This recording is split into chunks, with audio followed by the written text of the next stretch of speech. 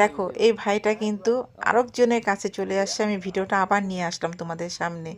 এই ভাইটা এর আগে এই দাদুটার সাথে কিন্তু কথা বলে গেছে, তারপরে ও রিটার্ন কিন্তু ভাই এসে তাকে, তার ঘরে লাইট ছিল না, জলের সুবিধা ছিল না, সে কিন্তু খুব অসুস্থ আর একদম একা থাকে, দেখতেই পাচ্ছ একদম বয়সস্থ।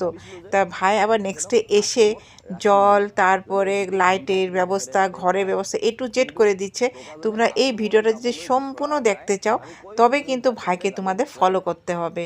সেটা করবে ইনস্টাগ্রামে গিয়ে তোমরা কিন্তু এই ভাইকে ফলো করো, দেখবে তার ভিডিও তোমরা দেখলেই বুঝতে পারবে সে গরিবদের জন্য কতটা কিছুই করছে।